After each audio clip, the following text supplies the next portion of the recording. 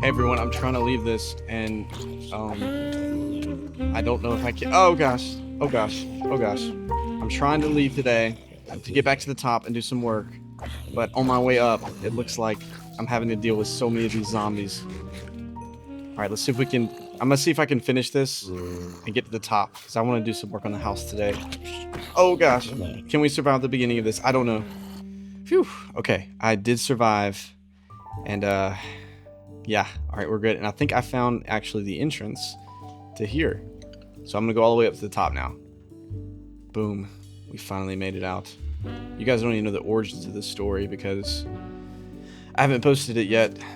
Still working on that library video. Creeper, we deal with this. If it looks different than the other episodes, if you're just joining in, it's because I am on the beach. It is our 2-year anniversary vacation. Our 2-year anniversary is actually on Monday of next week, but we're going to go ahead and celebrate. And if you, oh, Alex, I think you just got in the shot behind me. Anyways, we are hanging out, and I am playing Minecraft because we're supposed to do this every single day, playing Minecraft and read the Bible. And we're back. There is the halfway done mountain. It's gonna be terraformed. That's gonna be crazy. Let me put my shaders on. Ah, it's beautiful. My shaders on my MacBook are a little different than the ones on my PC at home. It's a little darker, but it has a little. It's beautiful. It's still beautiful. All right, so we're back. I think the plans today. I do have a mouse, y'all, for my MacBook, so it's not. This reference actually would make sense if you haven't watched the library video yet. If you don't know what I'm talking about, every certain subscriber milestone, we have what's called the spin of sin. And last time it got spun on quiet time. And so for an entire episode, we had to go to a library. And every time we got hurt, we had to make a loud noise. And I made a lot of loud noises that day. So I'm trying to get back. It's a little difficult on Mac for me. I'm not in my element. So, okay, I'm going to drop off all of the loot that we got from our ventures in the trial chamber. Sadly, we did not get a mace, which I'm a little sad about. And then we're going to start building a little bit more of this mountain. I want to do a good bit of it. So let's do that. All right. Got my inventory kind of all cleaned out. Now we're gonna come over here. I'm gonna grab some of this blocks, and we're gonna start going to town. All I should need is this. So we're gonna go boom. Oh yeah, let me get all this blocks in here. Okay, so we have our blocks. We're gonna start building up. It's gonna be a chill episode today. Chill episode till I get back on. We're coming back on Sunday. We're gonna be back Sunday. I'll be able to do a little bit more intentional episodes, if that makes sense. But for now, we're just gonna continue the habit. So yeah, we are on the beach right now, and like if I'm honest with you, we're more of mountain people than beach people. And so, if anyone can tell me what you can do on a beach, that would be great. I never really grew up going on the beach. And when we did, I mean, obviously the thing that you do, especially as a guy, is you build a hole to China. But, you know, after a few times you realize that it's really not possible to dig a hole to China. Because, you know, Earth is a lot deeper than you think. So yesterday, and the other thing is, like, I don't like sun. Like, I know people like to sit out and get sun and tan. I don't like the premise, you know. When I sit there and I just start burning like bacon, that doesn't really apply to me, you know. And you know, I tend to burn, so I just sit under the umbrella. Yesterday we were on the beach. I just sat on the umbrella and I took a nap. So that's exhilarating, isn't it? So I think I think it's safe to say that I am like more of a mountain person, just because I like going out. If I'm gonna sweat, I'd rather be sweating like doing something cool, you know? And Alex is like right in front of me, so everything I say, I'm like determining if it's cringy or not. She's like looking at me. So yeah, Alex, why do you like the beach? I'll have to relay what she says to y'all. Why do you like the beach? She says I can tan. Why couldn't you just go outside, you know, at home? She made a good point. She said, how will I cool off? So I guess you're right, babe. You know, you're smart. Is that so? That's your sorry, I'm doing a commentary with you now. Is that your favorite activity on the beach? Is tanning? She likes to put boogies on her board. She likes the boogie board is her translation. Sorry, I added the boogie part. She was like, why did you say that? Yeah, and you know what's even worse is I don't like seafood that much. And Alex said, at all. Yeah, I'm not the biggest seafood guy either. I just don't like the taste of sea, you know? That taste of the waters out in the sea. I don't know why I did a British accent there. It just felt right. Maybe it's Australian, I don't know. But yeah, I'm not the biggest seafood guy. The taste just doesn't sit well with me. I don't know. Like cracking open a crab, I don't like that idea. So when we go to like restaurants, like yesterday we went to a seafood-ish restaurant, I would say. I mean, it was like more of a, it wasn't a seafood specific, but it had a lot of seafood, obviously, because we're on the beach. I got a burger. And it was delicious. It was a delicious burger. And Alex got something tuna. Like, who likes tuna? She loves tuna. She looked at me with anger. She's like, what did you say about tuna? She loves tuna. But see, again, tuna has that like smell. You know? Yeah. Do what? I still love her though. Despite if her breath smells like dead fish. Oh my gosh. It's only because of the tuna. One thing about Alex is, like, okay, I'm being kind of hypocritical because she has super smell.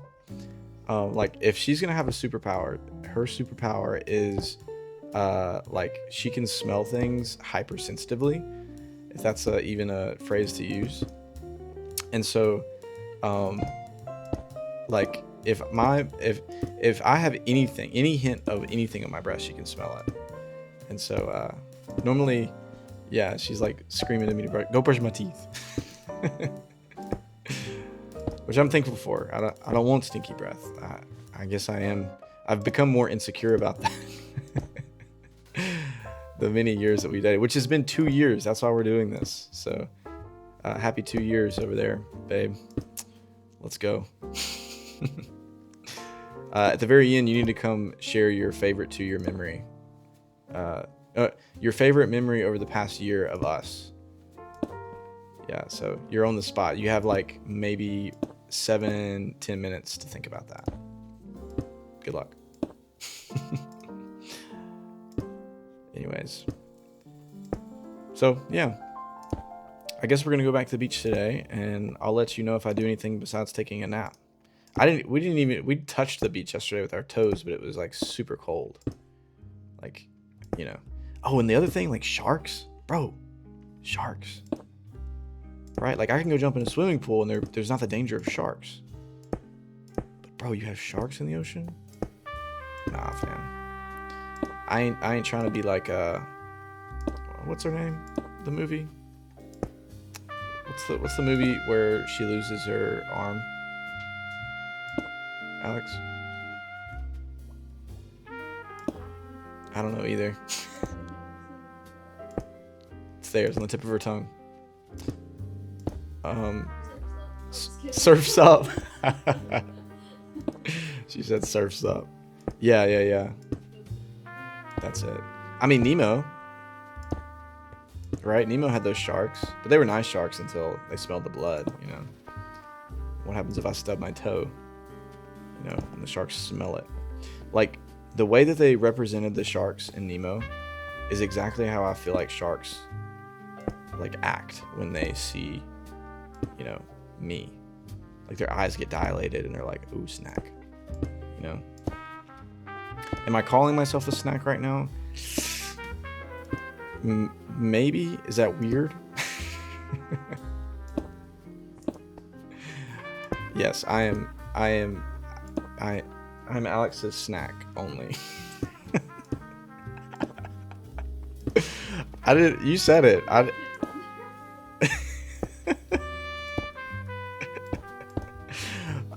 I regret saying that publicly. All right, let's continue building. Oh man, look, we've done a lot in just a short amount of time. That just proves to you, if you just do little things every day, you know, you can get things done. Boom, boom. Okay. My beach commentary. That's all this episode is. All right, let's see what this looks like. My hands stick to the table. Ah, wrong thing, guys. Sorry. That's not it either. Oh goodness. I've forgotten everything. There it is. Check that out. Okay. It's very uniform at the top, so I may like do some editing at some point for that. But I mean, for the most part, it looks decent. I think we should start on this corner now. Let's see. Alright. Let's see what we got on this corner over here. Also have to see how much time we have left. Looks like we have about 3 minutes left before we dip. I think our plans are we're going to go to a coffee shop here in a little bit. I think it's apparently their 2-year anniversary too, which is pretty cool. It's coming up. So, y'all spam the comments, happy 2 years. Thanks. Thanks for that future, compliment. All right, let's build up. I think this section might be the last. There we go. All right, boom. Look, school's out for a lot of people. Congrats on finishing another school year. That's my dogs. Very proud of y'all. Y'all excited for the summer? We are going to go to the mountains at some point. And we also have like a few weeks work on mission trips and all that kind of stuff. It's going to be fun. I don't know how I'm going to record those days. I may have to start pre-recording. Because lugging around a lot of this is going to be difficult. And I don't know if I'm going to have Wi-Fi in Colombia. That's the mission trip we're going to. Boom. Logan might just have to make the episodes. I don't know. If y'all think that's a good idea, let me know. If he'll wake up. Or I guess he didn't have to wake. He can do it on his time. Alright. I'm not very happy with this because it's just not ideal to... My mouse situation is not ideal to do it perfectly. Get that there. Take that off. Perfect. Okay. All right. That's one section done. I'm going to be pretty strict on the 20-minute timer. We got like 30 seconds left. What was that noise? Oh, snap. Oh, snap. Oh, hold up. Ah, goodness. Hold up. My mouse is not working. Yo, it's a phantom. Let's destroy it as our last act. As our last act on Sully side quest today. You will be destroyed. Ooh, get hit. Get hit. Ooh, I missed a spot. 1 second, Mr. Phantom. Yeah, I'm up in your house now. Yeah, that's right. I have your brains now. Your brains are mine. Okay, guys, that is another episode done today. I really appreciate y'all watching. Thank you for watching even on the days where like nothing super crazy is happening other than just building stuff. But I appreciate y'all giving me the time to relax, not have to edit a lot, and hang out with my wife for our anniversary. So thank you. Hope you guys have a great rest of your day. We're going to get to some Bible reading here in a moment. Thank y'all for watching. Consider subscribing. The next milestone is at 1,200 subscribers. And see you later. Goodbye. Oh, and y'all thought I forgot. And sorry for it being in vertical format. It kind of is what it is. And she thought I forgot too. Come here. What has been your favorite memory over the past year? One of my favorite memories was on a trip last year. We went to Canada, and yeah, it was just kind of like nostalgic from like our honeymoon hiking, and like every time we hike it reminds me of just like the beginning of our marriage and like conquering things together. But yeah, I love that. What about you? My favorite memory is the time you made me breakfast, which is like every morning. Okay. I'm serious. You always do such a great job at making me food. Nice. I was gonna say Canada too, but you stole my answer, so that was the first thing that came to mind. Okay. I love you. Love you. Bye, y'all. Okay, so if you've been following along with our series, we've been going chapter by chapter through the entire Bible, and today is no different. We are in Exodus chapter 4. Moses has been kicked out of Egypt because he killed another Egyptian for hurting one of his Jewish family, and he is now in the wilderness, and God visits him in a burning bush. And today, we're going to see God continue this conversation with Moses and giving him kind of a pep talk in the fact that he's going to go back and share the gospel, the gospel, the good news that God is going to save them. But you know what I mean. And he's going to pep up Moses here. So this is chapter 4. So then Moses answered, "But behold, they will not believe me or listen to my voice, for they will say, the Lord did not appear to you." So, that's a lot of doubt mixed into, we could recognize that a lot of people say the same thing today. And the Lord said to him, "What is it that your hand?" He said, "A staff." And he said, "Throw it on the ground." So he threw it on the ground, and it became a serpent. And Moses ran from it. But the Lord said to Moses, "Put out your hand and catch it by the tail." So he put out his hand and caught it, and it became a staff in his hand. That they may believe that the Lord, the God of their fathers, the God of Abraham, the God of Isaac, and the God of Jacob has appeared to you. Again, the Lord said to him, "Put your hand inside your cloak." And he put his hand inside his cloak. And when he took it out, behold, his hand was leprous like snow.